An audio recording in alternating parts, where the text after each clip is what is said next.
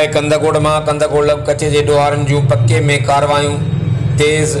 मज़दा गाड़ी ते फायरिंग। हिकु ॼणो अब्दुल खालिक गोलो ज़ख़्मी, जॾहिं त दुरमंत गोलो खे हथियारबंद अगवा करे विया। पुलिस पहुती जवाबदार वारदात बाद फरार थियण में कामयाब थी विया।